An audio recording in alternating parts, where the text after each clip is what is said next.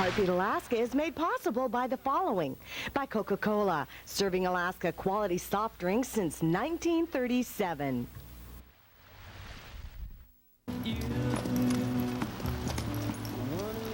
Chutmani tutaka owache! Chumani tutaka owache! Hey, it worked for Rodney Grant. I thought I'd try it. Hi, I'm Gary Fife. Welcome to Heartbeat Alaska. Come on, Domino. I'll be careful now, not to falter. There's a heartbeat, louder than thunder. Revolution is in the air. There's a heartbeat deep inside our mother. Are you too cool to care? Hello and welcome to Heartbeat Alaska. I'm Jeannie Green. Thank you so much for joining me on today's program. Today's program is dedicated to the Native American business person. I talk with Mr. Al Paulson, the Vice Chair of the National Indian Business Association, and also with several business owners here in Anchorage, Alaska. We have all that plus much more, but first, here's Gary Fife with Native News across the nation. There's a heartbeat, louder than thunder. Revolution. This is Native News Across the Nation. I'm Gary Fife, back here at the news desk settle. More tribal governments across Native America are choosing to take over federal money and programs that had formerly been the jurisdiction of the Bureau of Indian Affairs. There are now 30 tribes who have become part of the Tribal Self-Governance Project, which means they tell the BIA how they will use federal funds and not the other way around, which it has historically been. In the past couple of years, a dozen tribes had tried the experiment, with the majority succeeding in the process. Now about 20 more tribes are in line to participate under legislation sponsored by a pair of Southwestern congressmen. But taking over the financial reins from the federal government is not for all tribes. Only those with the staff and sophistication to handle large sums have succeeded. The capital of the Muskogee Creek Nation of Oklahoma was the setting last week for an international examination of the human rights of Native Americans. The World Council of Churches and the National Council of Churches of Christ convenes the hearings as part of a year-long examination of human rights violations in the United States. Witnesses testified on topics such as religious freedom, tribal sovereignty, the criminal justice system, and environmental racism. The findings are being prepared for presentation to the United Nations Human Rights Commission in February of 1995. The bill allowing the religious use of the peyote cactus has been signed into law by President Clinton. The Native American Church Bill was signed early this month, and it reverses a 1990 decision by the U.S. Supreme Court, which lifted constitutional protections for the use of peyote in the church. It now requires a compelling interest on the part of government to be proven before it can interfere with religious practice. Supporters are also expecting the president to sign the new amendments to the American Indian Religious Freedom Act, which will put some teeth into the federal law. Native Americans in South Dakota and across the nation can take some pride in the educational achievements of a native-run university. Indian Country Today reports that Sinte Gleshka University in South Dakota has awarded 50 degrees in its commencement exercises this year. The keynote speaker for the occasion was the Cheyenne River Sioux Tribal Chairman Greg Borland, who commended the Native Post-Secondary School for freeing the hearts and minds of students to go on and help the Lakota Nation. A California tribe is saying no to city sludge being dumped on their reservation. The Torres Martinez Desert Cahuilla tribe has been the unwilling recipient of tons of sludge being trucked in from distant cities such as San Diego and Los Angeles. A tribal member had signed a contract with the cities to use the land as a dump without consulting tribal officials. He later left the reservation, but the truckloads of the smelly sludge kept coming until angry tribal members erected a barricade. They're now blaming the Bureau of Indian Affairs officials for dragging their feet in trying to stop the dumping and to get it cleaned up. The Nez Perce tribe of Idaho is considering the enactment of a tribal ordinance requiring non-native fishermen to buy tribal fishing license while on Nez Perce lands.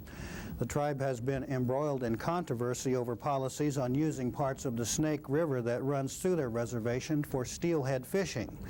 But the Idaho Fish and Game Department sees things differently, and they say the tribal requirement may not be legal. Nez Perce officials say they'll try and make their plans clear to the state agencies. And finally, a plan for a major tourist attraction to be built around the Little Bighorn Battlefield National Monument has apparently fizzled out. A group called North Shield Ventures had a plan for a huge historical theme park type development to be built there, but it met fierce opposition from Native Americans, historians, and admirers of the late Lieutenant Colonel George Armstrong Custer. Custer and the 7th Cavalry were wiped out there by Allied warriors of several Plains tribes in 1876. North Shield has failed to meet Park Service criteria, and its main supporter inside the federal agency has been transferred elsewhere. Warner Brothers Records had advanced Lawson Warren, a Nashville record producer who ran the project, $268,000 for the idea, but no one's heard from him since. This is Native News Across the Nation. For Heartbeat Alaska, I'm Gary Fife.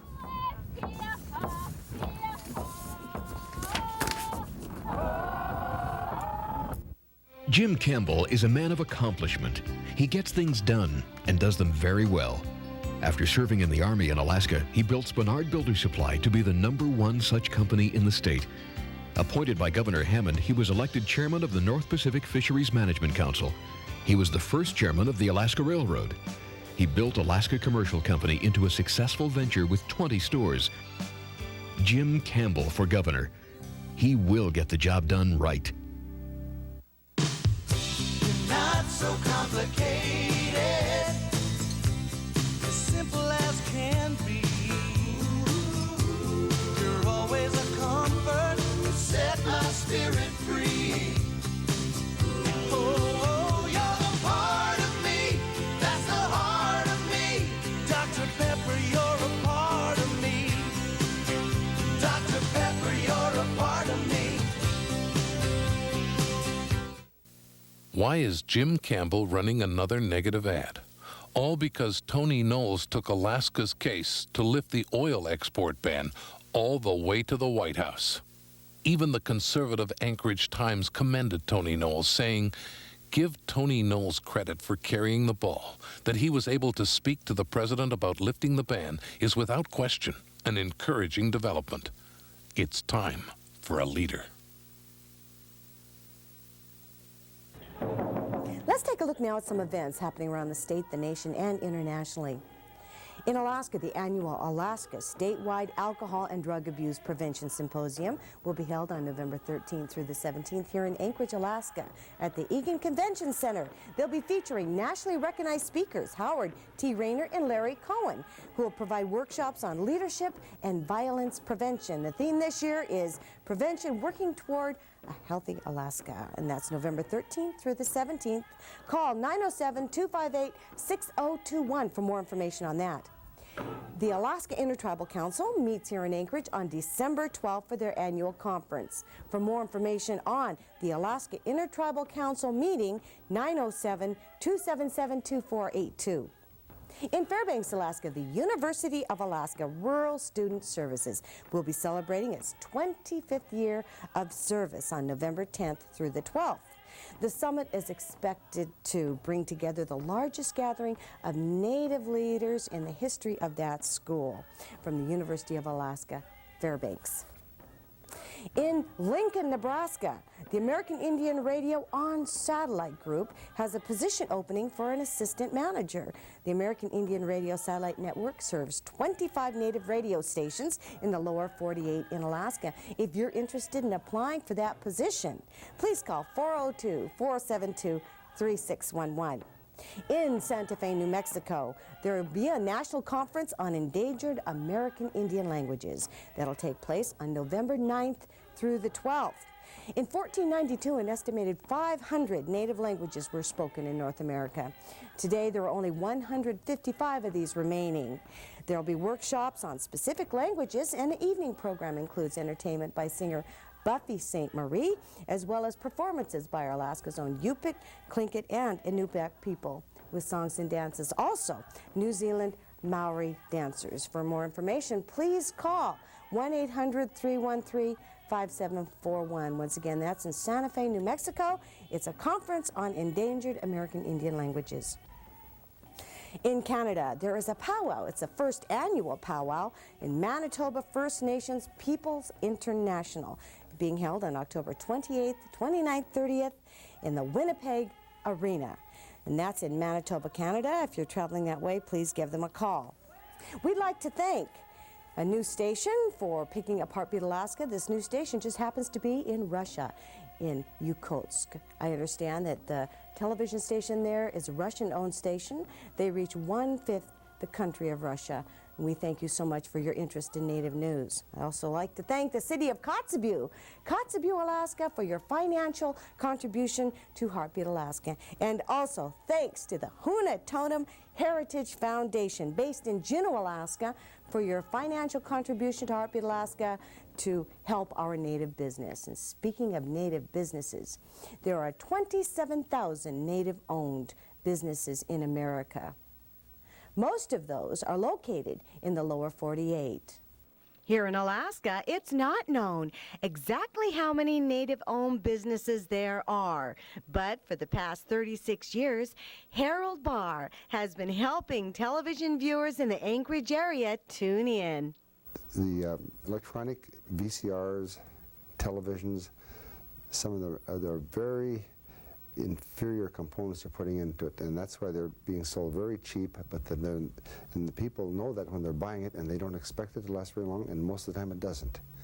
And then they're putting out so many different various models that it's hard to get parts for them, and some of them you can't even get parts for them. Harold Bahr ought to know this Athabascan Inupiaq man has been in business since 1958. That's when he opened his Turnagain television sales and repair shop. He joined the Navy.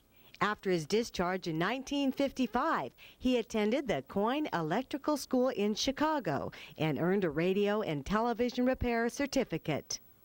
After 36 years in business, Harold Bahr has seen his customers come and go.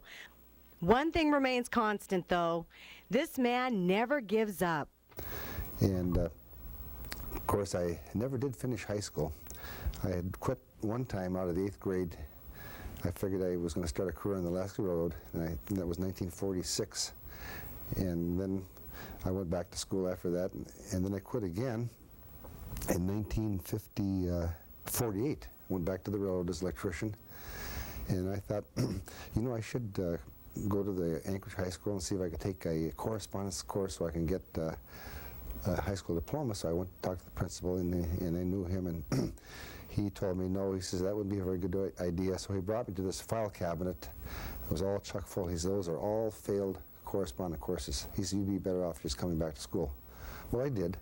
Well, then I quit in 1951. I didn't finish high school. I wanted to join the Navy. I wanted to see the world. You know, I heard that the Navy was an adventure, and sure enough, it was.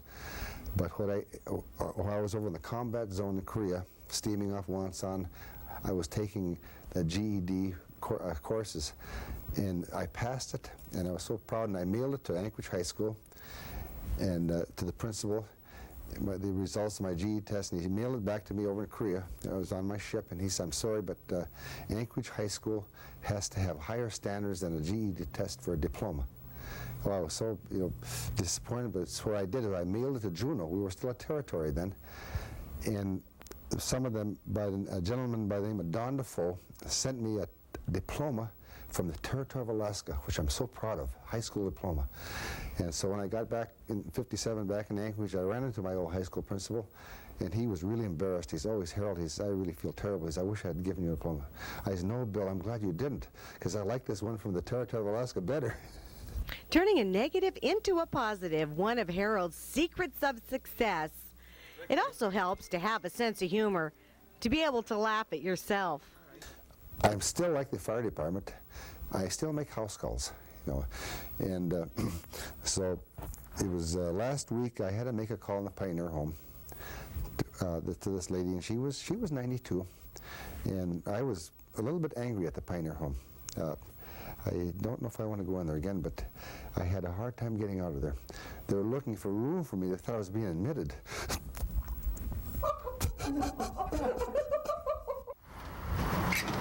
In downtown Anchorage, if you look hard enough, you'll find several Alaska Native-owned businesses, one of which is the Alaska Native Cultural Arts Exchange Incorporated, owned by Inupiaq man Denty Owens.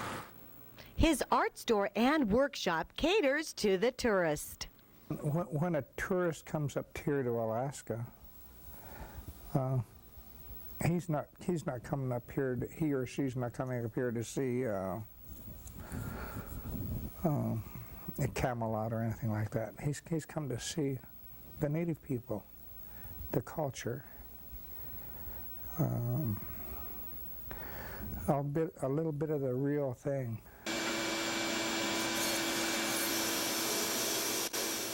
Denty Owens' shop is filled with evidence of Native culture. One may find work from a variety of artists. According to Owens, the finished product, created through inspiration, should also inspire. I carved my first eagle in 1974, I believe, or 76. And I sold it to a jeweler. And he said, you know, every morning I get up in the morning, I look at that eagle because it gives me a sense of calmness, a sense of peace. Because each piece of artwork that I do or create, I might add with inspiration, there's a lot of love, a lot of time, a lot of patience, skill. There's a lot of me that goes into each piece of artwork that I do. And I try to do my best on each piece because I know someone is going to enjoy it. The enjoyment and welfare of others is important to Denty Owens. He was reluctant to talk about his own art. He'd much rather promote the artwork of others. He makes available 9 workstations in the back of his shop for lease. He also buys artwork outright or on consignment from artists throughout the state.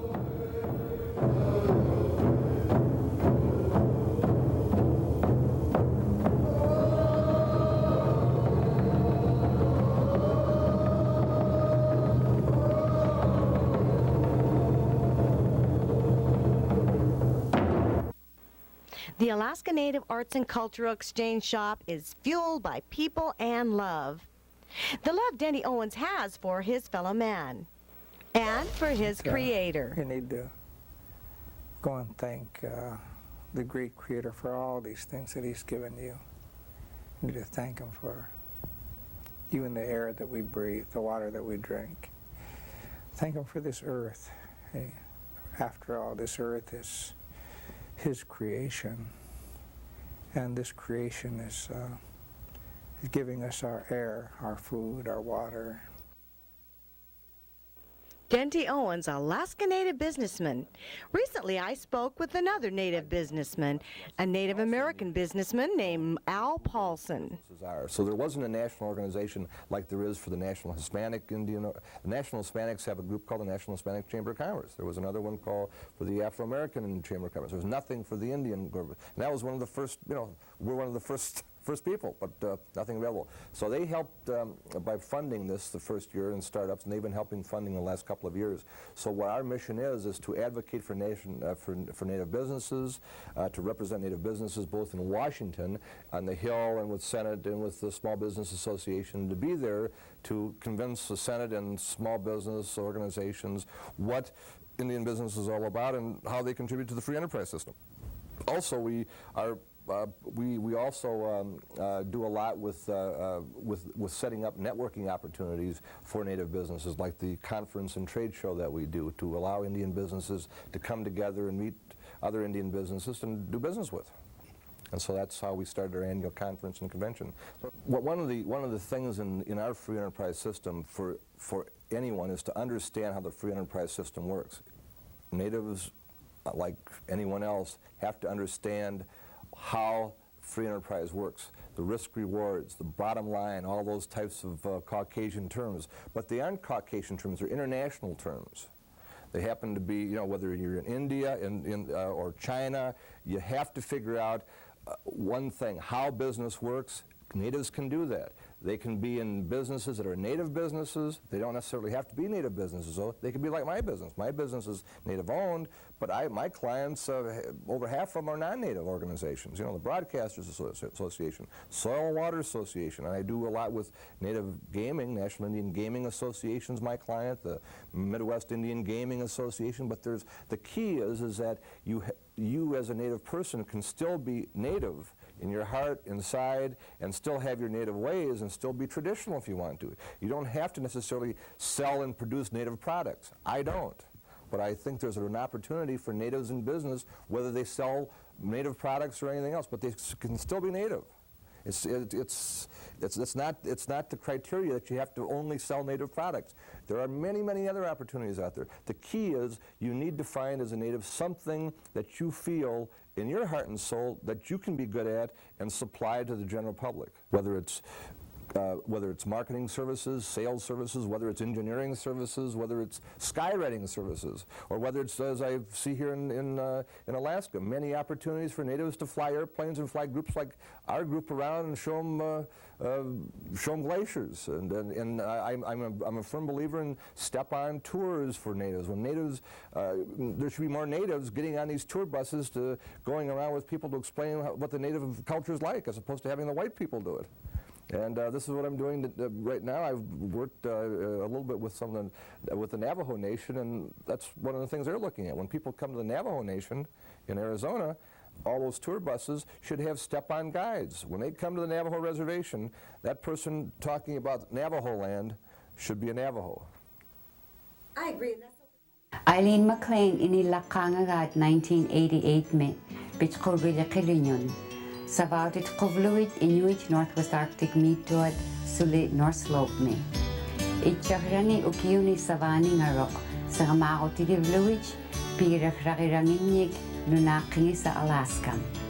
Parlagifsi uvangava Eileen Paniyok McLean savarif sa kanyarit kika ang unyanikun at anirinakotikta inisakanyarnik ikayuti niyarnik timimun iloakro niyarnik Suli now niarnik rangisigun nunakirapta. Ilismaniarnik ikayuta suruk junumi.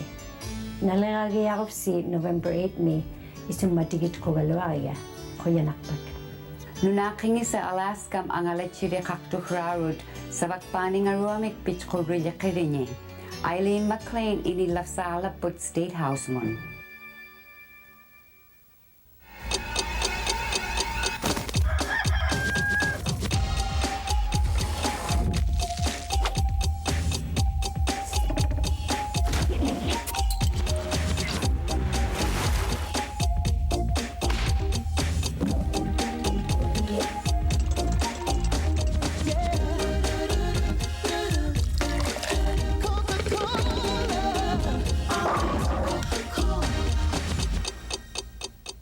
Can Alaska afford a capital move? This is not the time, considering where the state's economy is. There are a lot of communities crying out for fisheries infrastructure, for tourism infrastructure. Moving the capital is just not a priority. If we spend our resources moving the capital, we're certainly going to be another decade away from assisting rural Alaska. One thing I know, it's just going to cost too much. Vote against the capital move because it's a bill every Alaskan will pay. Thank you so much for joining me for another Heartbeat Alaska, Native news across the nation. I'm still looking for video from your community, village, or reservation. Please give me a call. Send the video to me. I'll edit it, and we'll share your news with everyone else. I'm Jeannie Green. Join me next week for more Native programming from Alaska. As the purple sunset fades, are we really here alone on the main street of the world, relocated from our homes, and all that's real seems so far away, sacrificing tomorrow for yesterday. There's a heartbeat louder than thunder, revolution is in the air. There's a heartbeat deep inside our mother. Are you too cool to care? You, one so clever, never speak too soon. You, one who knows better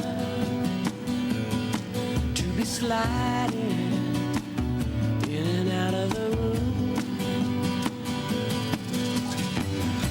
with your friends close, your enemies closer. Ah, be careful now, not to force her. There's a heartbeat louder than thunder,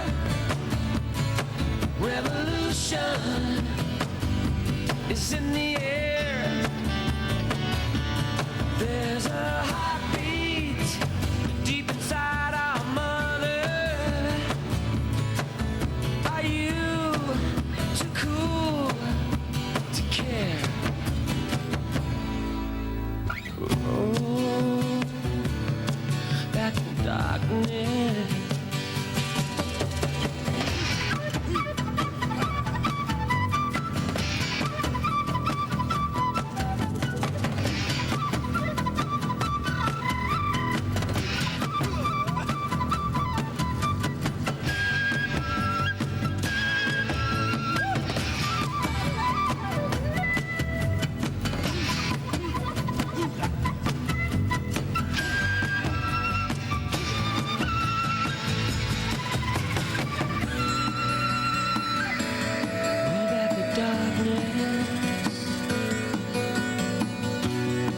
We've been blind for far too long in the socialist, communist democracy. Well, it can't be right when it's all wrong. Oh! And the spirit they could never